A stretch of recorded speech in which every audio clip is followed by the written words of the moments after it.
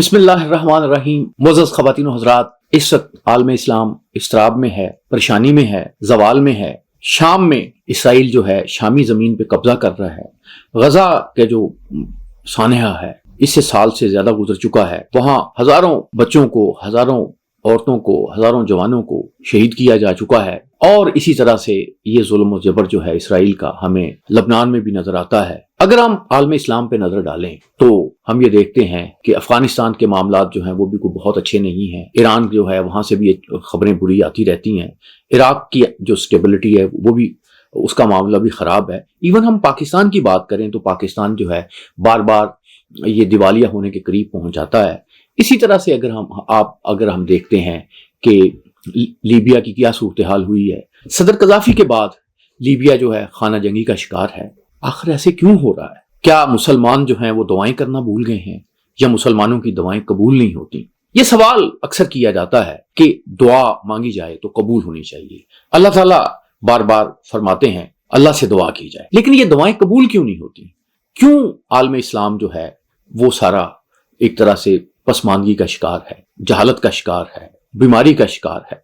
और दूसरे जो गैर मुस्लिम लोग हैं, जो अल्लाह को नहीं मानने वाले, वो लोग भी, जो ईसाई हैं, जो यहूदी हैं, वो अरूज पे हैं और मुसलमान जवाल पे हैं। एक बात तो ये दुनियावी तौर पे बात की जाती है कि मुसलमान जो है उन्होंने इल्म में तरक्की नहीं की। उन्होंने जो कुरान में अल्लाह के बाद जो सबसे ज्यादा एक इल्म का लफ्ज आता है उसकी तरफ जो है वो तवज्जो नहीं दी।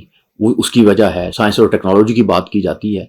लेकिन हम ये देखते हैं कि दवाएं जो हैं ये भी तो किस्मत बदलती हैं। दवाएं जो हैं ये भी तो अल्लाह की रहमत को बेदार करती हैं। इससे भी तो अल्लाह की रहमत इंसानों पे आती है। तो आखिर क्यों नहीं आ रही अल्लाह की रहमत? पहले तो हम ये देखेंगे कि हमारे उलमा इकराम जो हैं वो क्या कहते हैं कि अगर दवा कबूल करने के लिए कौन कौन सी चीजें हैं जिनका ख्याल रखा जाए तो वो दवा जो है वो कबूल होती है। मौलाना लियाज साहब जो हैं, ये तबलीगी जमात के जिनके इज्तिमात होते हैं, उन्होंने एक बड़ी खूबसूरत बात कही थी कि दीन में जो बात जितनी अहम होगी उतनी आसान होगी। दीन के मामलात में इखलास और नियत जो है वो सबसे अहम होता है और उतना ही वो आसान होता है।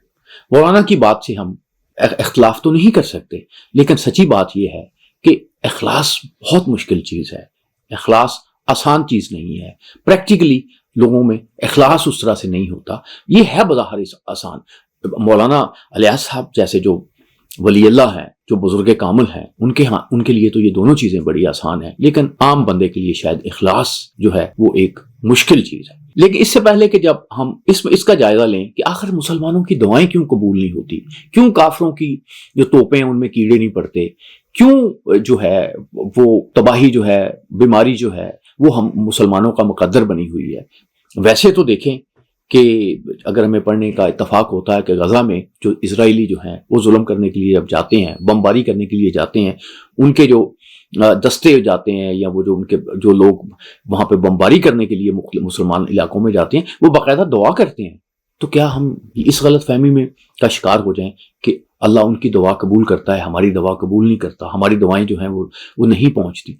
तो हम थोड़ा सा इस मामले में आज इसका जिक्र करेंगे कि उलमा इकराम क्या कहते हैं कि दुआ जो है कबूल करने के लिए किस किस चीज का होना जरूरी है। दुआ के लिए जो, जैसे मैंने अर्ज किया कि सबसे पहले इखलास की बात की जाती है कि इंसान तमाम मखलूक़ात को छोड़ के सिर्फ और सिर्फ अल्लाह से पूरे इखलास के साथ दुआ मांगे तो दुआ कबूल होती है। कि जैसे इरशाद बारी ताला है, तुम खालिस उसी की इबादत करते हुए उसे पुकारो। यानी जब उसकी खालिस अल्लाह की इबादत करो, उसमें किसी दूसरे की इबादत का शायबा तक ना हो, तो फिर जब तुम उसे पुकारोगे तो उसका जवाब देगा। यानी हाफिज इब्ने जहर अस्कलानी फरमाते हैं कि इस आयत से साबित हुआ कि अखलास कबूलियत दुआ की लाजमी शर्त है। और दूसरी बात जो आमतौर पर उलमा इकराम बयान करते हैं वो ये कहते हैं कि आपने हराम से इज्तनाब करना है। अगर आप ऐसे लोगों की दुआ कबूल नहीं होती जो हराम खाते हैं, ऐसे लोगों की दुआ जो है वो यानी अगर बाहर लगता है कि दुआ कबूल होती है तो दर हकीकत उनको हराम की सूरत में अगर कुछ मिलता है तो वो कबूलियत दुआ की बात नहीं होती, वो उनकी आजमाइश में इजाफे की बात होती। रिस्क भी आजमाइश बन जाता है, औलाद भी आजमाइश बन जाती है अगर अल्लाह की रहमत ना हो। तो इसके लिए जरूरी कहा यह जाता है कि अगर आप हराम से इज्तनाब करेंगे तो फिर आपकी दुआ कबूल होगी। इस सिलसिले में मुस्लिम की एक हदीस बयान की जाती है कि एक आदमी लंबा सफर तय करता है, उसकी हालत यह है कि उसके बाल बिखरे हुए हैं, चेहरा खाक आलूद है। वो बैतुल्लाह पहुंचकर ہاتھ پھیلا کر کہتا ہے کہ یا رب یا رب، حالانکہ اس کا کھانا حرام ہے، اس کا پینا حرام ہے، اس کا لباس حرام ہے اور حرام سے اس کی پرورش ہوئی، تو پھر اللہ تعالیٰ اس کی دعا کیسے قبول کرے؟ یعنی اگر آپ دعا کرتے ہیں اور آپ کا کھانا، آپ کا پینا، آپ کا لباس جو ہے وہ حرام ہے، تو پھر اللہ سے آپ دعا کی قبولیت جو ہے وہ کیسے کر سکتے ہیں؟ یعنی یہ چیزیں ایک طرح سے آپ جب یہ آپ کے لباس کے معاملے میں، کھانے کے معاملے میں، پینے کے معاملے میں، جب آپ اللہ کے احکامات کی ایک خلاف ورزی کرتے ہیں تو پھر اللہ سے فیور جو ہے وہ کیسے مانگتے ہیں؟ تیسری بات یہ کہی جاتی ہے کہ دعا کی جائے تو توبہ جو ہے یہ ضرور کی جائے۔ اللہ نے انسانوں کو زمین پر بھیجا اور انسانوں کے پاس جو سب سے بڑا ہتھیار ہے، جو سب سے بڑی ایک یعنی اللہ نے جو عنایت کیا وہ توبہ ہے۔ سب سے پہلی توبہ تو آپ جانتے ہیں کہ حضرت آدم علیہ السلام نے کی تھی، اور وہ توبہ جو ہے اللہ نے قبول کی تھی۔ توبہ جو ہے وہ تو گناہوں کو کھا جاتی ہے، تو توبہ بہت ضروری ہے۔ اس لیے کہا یہ جاتا ہے کہ توبہ جو ہے وہ بہت اہم ہے۔ کلام مجید میں سورہ ہود میں ہود علیہ السلام جو ہیں ان کے حوالے سے ایک آیت ہے، 52 آیت ہے کہ اے میری قوم کے لوگوں، تم اپنے پالنے والے سے اپنی تقصیروں کی، اپنی غلطیوں کی، اپنے گناہوں کی معافی طلب کرو اور اس کی جناب میں توبہ کرو، تاکہ وہ برسنے والے بادل تم پر بھیج دے اور تمہاری طاقت پر اور طاقت بڑھا دے اور تم گناہ گار ہو کر روح گردانی نہ کرو۔ تو یعنی جب آپ اللہ سے اپنی غلطیوں کی معافی مانگتے ہیں، توبہ کرتے ہیں، تو پھر بھی رحمت الہی جو ہے وہ جوش میں آ جاتی ہے۔ تو کیا ہم غور کریں کہ اگر ہم اللہ سے توبہ کرتے ہیں تو ہم ایسے ایک فارملی سیریمونیل توبہ تو نہیں کرتے؟ کیا یہ توبہ جو ہے یہ ہمارے دل سے نکل رہی ہوتی ہے، یا پھر یہ کہ یہ ہماری زبان سے، اس سے نیچے اس کا کوئی تعلق نہیں ہوتا؟ تو ایسی توبہ جو اس کا تعلق صرف زبان سے ہو اور دل سے اس کا کوئی تعلق نہ ہو، تو وہ پھر اس کے قبول ہونے کے امکانات جو ہیں وہ کم ہوتے ہیں۔ اسی طرح سے کہا جاتا ہے کہ جب دعا آپ نے کرنی ہے تو آپ بہت بڑے، سب سے بڑے، کائنات کے سب سے بڑے جو ہستی ہے اس کے سامنے کھڑے ہیں، تو آپ میں ایک عجز و انکساری ہونی چاہیے۔ کلام مجید میں سورہ الاعراف میں ایک آیت ہے، تم لوگ اپنے پروردگار سے دعا کیا کرو گڑ گڑا کر اور چپکے چپکے بھی، یعنی عاجزی انکساری کے ساتھ گڑ گڑا کر اور چپکے چپکے سے۔ کہا یہ جاتا ہے، مولانا روم نے کہا تھا کہ جو زبان ہے دعا کی قبولیت کی، وہ خاموشی کی زبان ہے، وہ دل کی زبان ہے، دل کی زبان خاموشی کی زبان ہے۔ جب آپ دل سے دعا کریں گے تو پھر آپ کی دعا جو ہے وہ قبول ہونے کے امکانات جو ہیں وہ بڑھ جائیں گے۔ اسی طرح سے ایک اور بات کہی جاتی ہے کہ دعا کے اندر جو ہے نا آپ نے زیادتی نہیں کرنی، یعنی ایسے نہیں کرنا کہ آپ نے بہت کوئی ایسی دعا مانگیں جس سے دوسروں کو آپ نقصان پہنچائیں، آپ کوئی ممنوع چیزوں کی دعا مانگیں، آپ یہ مانگیں کہ یہ میں نے جوا کھیل رہا ہوں تو اللہ مجھے جوئے میں کامیابی دے دے، یا اسی طرح سے یہ کہ اگر آپ کسی خاتون جو ہے نامحرم ہے آپ کے لیے، آپ اس کے لیے دعا کر دیں۔ وہ جو آپ نے دیکھا ہوتا ہے نا کہ محبوب آپ کے قدموں والی دعا جو ہے، یہ جس کے آپ نے اشتہارات دیکھے ہیں، تو جو لوگ ایسی بات کرتے ہیں کہ جی محبوب ہم آپ کے قدموں میں پھینک دیں گے، تو وہ در حقیقت جو ہے وہ کم از کم اللہ کے راستے سے ہٹے ہوئے ہوتے ہیں۔ اور پھر یہ ہے کہ دعا کہتے ہیں کہ معلق دعا بھی نہیں کرنی چاہیے، اور وہ دعا یہ ہے کہ اللہ اگر تو چاہے تو مجھے عطا کر دے، تو چاہے تو مجھے بخش دے، چاہے تو یہ کر دے۔ تو اللہ سے جو ہے یہ ایک ایسے نہیں کرنا چاہیے۔ ہمارے ایک بزرگ دوست ہیں، انہوں نے بتایا کہ صوفی برکت علی صاحب کے پاس ایک حکمران گئے، تو انہوں نے ان سے کہا کہ کوئی بات ہوئی، تو انہوں نے کہا کہ اچھا پھر جو اللہ کی مرضی۔ تو صوفی صاحب نے انہیں تھوڑا سا ایک وارن کرتے ہوئے کہا کہ نہیں، جب اللہ سے کبھی بھی اس کی مرضی نہیں مانگتے، اللہ سے ہمیشہ اس کی رحمت مانگتے ہیں، اللہ سے اس کا کرم مانگتے ہیں، کیونکہ دنیا میں جو کچھ بھی ہوتا ہے وہ اللہ کی مرضی کے بغیر نہیں ہوتا۔ اس نے کہا کہ انہوں نے فرمایا کہ اگر آپ کا باپ فوت ہو جائے گا تو کیا اللہ کی مرضی کے بغیر فوت ہوگا؟ اس کا یہ تو کربلا والے تھے، وہ کہہ گئے اچھا جو اللہ کی مرضی ہے۔ اس نے کہا اور تو کسی شخص کو اللہ کی مرضی نہیں مانگنی چاہیے، اللہ سے خیر و برکت مانگنی چاہیے۔ یعنی نبی اکرم صلی اللہ علیہ وسلم کی بھی ایک حدیث ہے، بخاری میں اور مسلم میں، ابو ہریرہ سے روایت ہے، تم میں سے کوئی شخص ہرگز یہ نہ کہے کہ یا اللہ اگر تو چاہے تو مجھے بخش دے، اگر تو چاہے تو مجھ پر رحم فرما، بلکہ پورے عزم سے دعا کرے، کیونکہ اللہ تعالیٰ کو کوئی مجبور نہیں کر سکتا۔ تو اسی طرح سے پیغمبر رحمت صلی اللہ علیہ وسلم نے ہدایت فرمائی ہے، اللہ سے یقین کے ساتھ دعا مانگو کہ دعا ضرور قبول ہوگی، اور یاد رکھو کہ اللہ تعالیٰ کسی غافل اور لاپرواہ دل سے نکلی دعا کو قبول نہیں کرتے۔ یہ ترمذی کی حدیث ہے، اور یعنی اس کا مطلب یہ ہے کہ اگر آپ بے یقینی کے ساتھ دعا مانگیں گے، یہ قبول نہیں ہوگی، تو پھر بھی اس کی قبولیت کے چانسز جو ہیں وہ کم ہو جائیں گے۔ یعنی آپ نے اللہ سے پوری یقین کے ساتھ دعا مانگنی کہ یہ دعا میری اللہ تعالیٰ ضرور قبول کرے گا، تو پھر دعا جو ہے وہ قبول ہوتی ہے۔ ایک اور بات جو ہے کہ دعا مانگنے کے لیے جو بتایا جاتا ہے کہ کیا کرنا چاہیے، میں یہ سمجھتا ہوں کہ اب ہماری یہ بدقسمتی ہے کہ ہم کچھ چیزوں پہ بالکل توجہ نہیں دیتے۔ ان میں سے ایک جو بات ہے وہ ہے طہارت کی۔ مسلمانوں کے لیے صفائی جو ہے نصف ایمان ہے، لیکن بدقسمتی یہ ہے کہ مسلمانوں کی جو مساجد ہیں، ہماری جو اس میں میرا بھی قصور ہے، میں بھی اس میں شامل ہوں کہ ہم طہارت کا خیال نہیں رکھتے۔ مسجدوں میں لوگوں نے کروڑوں روپیہ لگایا ہوا ہوتا ہے، لیکن جو طہارت خانے ہیں وہ خراب ہے، بہت برا ان کا حال ہے۔ ویسٹ میں جب آپ یہ دیکھیں نا کہ وہ جب بچہ ایجوکیشن میں جاتا ہے تو اس کو سب سے پہلی چیز یہی سکھاتے ہیں کہ آپ نے واش روم کیسے استعمال کرنا ہے، اور جب اس کو آپ نے استعمال کر کے چھوڑنا تو اس کو اگلے آنے کے لیے قابل استعمال چھوڑنا ہے۔ لیکن آپ یہ دیکھیں بڑے مومن لوگ، بڑے نیک لوگ، انہیں تو یہ چیز نظر بھی نہیں آتی کہ یہ جو باتھ روم ہم استعمال کر رہے ہیں یہ گندا ہے، اور جس کے لیے ہم چھوڑ کے جا رہے ہیں وہ ہم گندگی پھیلائے۔ تو نصف ایمان تو آپ کا اسی میں ہے۔ اگر آپ ظاہرہ باتھ روم صحیح نہیں ہوگا تو پھر آپ کے کپڑے جو ہے وہ صحیح نہیں ہوں گے، جب کپڑے صحیح نہیں ہوں گے وضو صحیح نہیں ہوگا، آپ کی طہارت کا معاملہ نہیں ہوگا، تو پھر اب دعا کا اسی طرح سے معاملہ جو ہے وہ کم ہو جائے گا۔ ایک اس سلسلے میں وضو، قبولیت دعا میں وضو کے مستحب ہونے کی دلیل جو ہے حضرت ابو عمر رضی اللہ تعالیٰ عنہ کی شہادت اور نبی اکرم سے ان کے استغفار والے قصے میں موجود ہے کہ جب نبی اکرم صلی اللہ علیہ وسلم کو ان کی شہادت کی خبر پہنچی اور ان کے لیے توبہ استغفار کی درخواست کی گئی تو آپ نے پانی منگوایا، پھر آپ نے وضو کر کے دعا فرمائی۔ یہ صحیح بخاری کی حدیث ہے کہ یعنی استغفار کی دعا کرنے کے سے پہلے نبی اکرم صلی اللہ علیہ وسلم نے وضو فرمایا۔ اس لیے جب بھی آپ دعا کریں تو وضو کریں، وضو کرنے کے بغیر، طہارت کے بغیر جو ہے وہ دعا کا قبول ہونا جو ہے وہ بیان نہیں۔ اسی طرح سے کہا ایک اور بڑی بات بیان کی جاتی ہے کہ دعا مانگنے سے پہلے حمد و ثنا کی جائے، حضور اکرم صلی اللہ علیہ وسلم پہ درود بھیجا جائے۔ اور فضالہ بن عبید رضی اللہ تعالیٰ عنہ کی حدیث میں ہے کہ رسول اللہ صلی اللہ علیہ وسلم نے ایک آدمی کو نماز میں دعا کرتے ہوئے سنا مگر اس نے آپ پر درود نہ بھیجا، تو آپ نے فرمایا اس نے جلدی کی، پھر بلا کر دوسروں کو بھی فرمایا۔ یہ ابو داؤد کی حدیث ہے کہ جب تم میں سے کوئی دعا مانگے تو پہلے حمد و ثنا کرے، پھر نبی اکرم صلی اللہ علیہ وسلم پر درود بھیجے، پھر جو وہ چاہے دعا کرے۔ بعض جو بزرگ ہیں وہ کہتے ہیں کہ جب آپ دعا ختم کر لیں اس کے بعد بھی درود بھیجیں، کیونکہ درود کی جو فضیلت ہے وہ بہت زیادہ ہے۔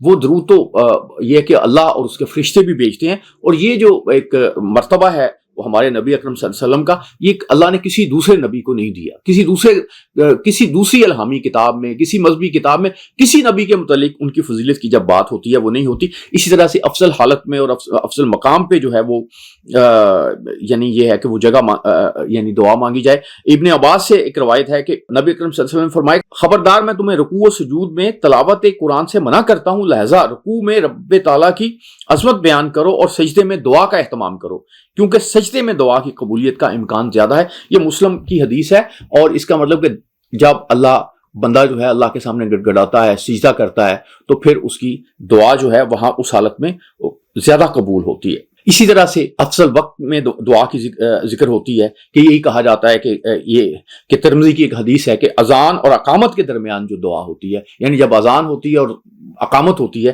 تو اس کے درمیان جو دعا ہوتی ہے وہ بھی قبول کی جاتی ہے۔ اس کے ساتھ گریہ زاری اور تقرر کے ساتھ جو دعا ہے اس کے متعلق بھی کہا جاتا ہے کہ یہ دعا کرنی چاہیے۔ یعنی اس میں بھی ابو داؤد کی حدیث ہے کہ اللہ کے رسول کو یہ بات پسند تھی کہ 3 مرتبہ دعا کی جائے اور 3 مرتبہ استغفار کیا جائے۔ اور اس کے علاوہ ہم یہ جانتے ہیں کہ اسماء حسنہ اور نیک اعمال کا واسطہ جو ہے اس کے ذریعے بھی دعا کی جاتی ہے۔ یا حیو یا قیوم کو یا رحمان و یا رحیم بعض لوگ بزرگ جو ہیں انہیں اسم اعظم قرار دیتے ہیں، اور ان کا خیال یہ ہے کہ ان کے حوالے سے دعا کی جائے تو وہ قبول ہوتی ہے۔ مولانا وحید الدین صاحب کہتے ہیں کہ در حقیقت جس خلوص کے ساتھ، جس جذبے کے ساتھ، دل سے جس بھی اسماء حسنہ کے ساتھ دعا مانگی جائے وہ قبول ہوتی ہے، کیونکہ اللہ کے سارے نام ہی بہت اچھے ہیں۔ اسی طرح سے جلد بازی نہیں کرنی چاہیے کہ بندے کی دعا اس وقت تک قبول ہوتی ہے جب تک وہ جلد بازی کا مظاہرہ نہ کرے۔ یہ بھی حضور اکرم صلی اللہ علیہ وسلم کی ایک حدیث ہے کہ پوچھا گیا کہ یا رسول اللہ جلد بازی کیا ہے؟ آپ نے فرمایا کہ بندے کا اس طرح کہنا کہ میں نے دعا کی، پھر دعا کی لیکن وہ قبول نہیں ہوئی، پھر وہ دل برداشتہ ہو کر دعا چھوڑ دے۔ یہ بخاری اور مسلم دونوں میں ایک حدیث جو ہے بیان کی گئی ہے۔ مدد خواتین و حضرات، ہم نے بہت ذکر کیا دعا کی قبولیت کا، اور دعائیں قبول ہونی چاہیے، لیکن دعائیں قبول کیوں نہیں ہو رہی؟ ہمارے علماء کرام دعا کرتے ہیں، بڑے زور شور سے دعا کرتے ہیں، لیکن کچھ ہمیں چیزوں کے متعلق اگر سوچ لیں تو کوئی بری بات نہیں ہے۔ مثلا آج میں دو باتیں، دو مسئلے جو ہیں اس ویڈیو کے اینڈ پہ آپ کے ساتھ شیئر کرنا چاہتا ہوں۔ درحقیقت جب بھی میں آپ سے کوئی بات کرتا ہوں تو اس کا مطلب آپ کو کچھ سمجھانا نہیں ہوتا، بلکہ آپ کے سامنے کچھ چیزوں کو آپ کے سامنے رکھنا ہوتا ہے اور اس سلسلے میں آپ سے رہنمائی طلب کرنی ہوتی ہے۔ اور بہت سے میں ان لوگوں کا بڑا ممنون ہوں جو میری رہنمائی فرماتے ہیں، کیونکہ دین کے معاملے میں سمجھتا ہوں کہ حرف آخر تو کوئی بھی نہیں ہوتا، اور میں تو بالکل ہی نہیں ہوں، میں تو بالکل طالب علم سے بھی نیچے کی سطح پہ ہوں۔ پہلی بات یہ ہے کہ اس زمانے میں شاید دعائیں بہت زیادہ قبول ہوتی تھی جب لاؤڈ سپیکر نہیں ہوتے تھے، جب بڑے آپ خضوع و خشوع سے دعا مانگ رہے ہوتے ہیں، بلا خضوع و خشوع سے، تو اور لاؤڈ سپیکر سے وہ پورے آدھے شہر میں پھیلی ہوتی ہیں، تو نہ جانے وہ دعائیں جو ہیں پھر عرش تک کیوں نہیں پہنچتی۔ تو مولانا روم تو یہ کہتے ہیں کہ وہ دعائیں جو ہیں جو انسان کے دل سے نکلتی ہیں، جو خلوص سے نکلتی ہیں، وہ قبولیت کی منزل تک پہنچتی ہیں۔ تو یہ جب سپیکر لگنے شروع ہوئے ہیں، لوگوں نے رو رو کے دھاڑے مار مار کے دعائیں کرنی شروع کر دی ہیں اور یہ ان کے ویڈیوز بننے شروع ہو گئے ہیں، تو میں سمجھتا ہوں کہ دعاؤں میں ایک اثر جو ہے وہ ختم ہو گیا ہے۔ میں کئی دفعہ لوگوں کو کہتا ہوں کہ آپ مجلسوں میں جاتے ہیں، روتے ہیں، ایک ویڈیوز بنتی ہیں اور علماء جو بہت بڑے عالم ہیں وہ بھی دعا کر رہے ہوتے ہیں، تو اپنے آپ سے یہ ضرور آ کے پوچھا کریں 6 مہینے بعد کہ یار وہاں دعا تو میں نے بڑی کی تھی، قبول ہوئی ہے کہ نہیں؟ اگر نہیں قبول ہوئی تو میں آپ سے ریکویسٹ کروں گا پھر آپ وقت ضائع کر رہے ہیں، پھر وہاں پہ قبولیت نہیں، کیونکہ دعا تو قبول ہونی چاہیے نا۔ دعا تو اللہ سے یہ تو آپ سوچ ہی نہیں سکتے کہ اللہ آپ کی دعا قبول نہیں کرے گا، لیکن تھوڑا سا آپ کو یہ دیکھنا چاہیے۔ دوسری بات یہ ہے کہ ہمارے بہت سے علماء کرام کہتے ہیں کہ اچھی جگہ پہ، یعنی خانہ کعبہ میں دعا قبول ہوتی ہے، مسجد نبوی میں دعا قبول ہوتی ہے، اور بہت سے جو مقام ہے یہاں قرآن پڑھا جاتا ہے وہاں دعا قبول ہوتی ہے، لیکن اگر قبضے کی زمین ہو، اگر مسجد قبضے کی زمین پہ بنی ہوئی ہے تو کیا وہاں دعا قبول ہوگی؟ کیونکہ کسی کا حق مارا ہوا ہے، کسی طریقے سے آپ نے یہاں پہ آپ کا حق آپ نے کسی کا مارا ہوا، وہاں کیسے قبول ہو سکتی ہے دعا؟ وہاں بھی دعا قبولیت ہونے کا میرے نزدیک جو ہے ایک شبہ پیدا ہوتا ہے۔ میں علماء اکرام سے اس سلسلے میں بھی رہنمائی کی میری استدعا ہے۔ اسی طرح سے آپ یہ دیکھیں، آپ نے اکثر سنا ہوگا کہ علماء اکرام جو ہیں وہ کہتے ہیں کہ یہ بدعت ہے، یہ بدعت ہے، یہ بدعت ہے، یہ بدعت ہے، یہ فلاں چیز نہیں ہے، فلاں بدعت ہے۔ میں ان سے اتفاق کرتا ہوں، وہ اپنا جو انہیں اللہ نے علم عطا کیا اس کے مطابق فرماتے ہیں۔ اس کے متعلق بھی مجھے ضرور فرمائے کہ جو میں نے علم دین اب تک پڑھا ہے، جو اسلام کی تاریخ پڑھی ہے، کہ کبھی بھی کسی مسجد میں ابتدا میں یہ گلہ نہیں ہوتا تھا، گلے نہیں پڑے ہوئے ہوتے تھے۔ اب گلہ کیا ہے؟ اس میں بندہ صدقہ بھی ڈال رہا ہے، اس میں بندہ زکوٰۃ کے پیسے بھی ڈال رہا ہے، اس میں سب کچھ ہے، اس میں حلال لوگوں کے پیسے بھی آ رہے ہیں، اس میں حرام لوگوں کے پیسے بھی آ رہے ہیں۔ اچھا، اب مسجد کا انتظام تو ہو رہا ہے اور سب لوگ کہیں گے جی یہ مسجد کے انتظام کے لیے ضروری ہے، اور یہ ایک نئی چیز ہے، لیکن کسی بھی فرقے کے نزدیک، کسی بھی مسلک کے نزدیک یہ بدعت نہیں ہے۔ میں بھی اس کو، اگر سارے لوگ کہہ رہے ہیں تو میں کیوں کہوں اس کو بدعت ہے؟ لیکن میں یہ ضرور کہوں گا کہ میں مسجد میں نماز پڑھنے جاتا ہوں، میرے لیے پنکھا چلتا ہے، اور پنکھا جو ہے وہ صدقے کے پیسے سے چل رہا ہے، جو مجھ پہ نہیں لگتا، پنکھا جو ہے وہ زکوٰۃ کے پیسے سے چل رہا ہے، تو پھر کیا وہ دونوں چیزیں میرے اوپر واجب ہو، میرے لیے وہ صحیح مستحب ہے میرے لیے؟ تو معزز خواتین و حضرات، یہ چھوٹی چھوٹی باتیں ہیں، یہ اسی طرح سے ہے کہ جیسے وضو نہ کیا ہو، جیسے بندہ طہارت میں نہ ہو، اسی طرح سے اگر مالی طہارت میں بندہ نہ ہو تو پھر بھی قبولیت کا جو مرحلہ ہے وہ دور ہو جاتا ہے۔ اس پہ غور کرنے کی ضرورت ہے، اس پہ سوچنے کی ضرورت ہے۔ ہمیں ضد نہیں کرنی، ہم نے یہ سوچنا ہے کہ بہت بڑے بڑے علماء کرام دعائیں مانگتے ہیں، توپوں میں کیڑے پڑنے کی دعائیں دشمنوں کے مانگتے ہیں، تباہی کی لیکن ایسے ہو کیوں نہیں رہا؟ میں یہ تو سوال آپ سے پوچھ سکتا ہوں نا، ہمیں اس پہ تو غور کرنا چاہیے۔ تو اس کا مطلب یہ ہے کہ جو کچھ ہم کر رہے ہیں کہیں ہم سے بڑی غلطی تو نہیں ہو رہی، دعا مانگنے میں غلطی تو نہیں ہو رہی، کہیں ہمارے جذبوں میں غلطی تو نہیں ہو رہی۔ آپ اس میں یہ کہیں گے نہیں یہ تو ٹیکنیکل غلطی ہے، یہ ہے نہیں، میں آپ کی بات مانتا ہوں کہ عمل بھی ضرورت ہے، جہاد کی تیاریوں کا بھی حکم ہے، لیکن دعائیں جو ہیں ان کا بھی ایک اثر ہے، اسلام ان پہ بھی کھڑا ہے، ان کی تاکید بھی کی جاتی ہے، تو دعائیں قبول کیوں نہیں ہوتی؟ آپ میری رہنمائی کریں گے، اللہ آپ کا حامی ناصر۔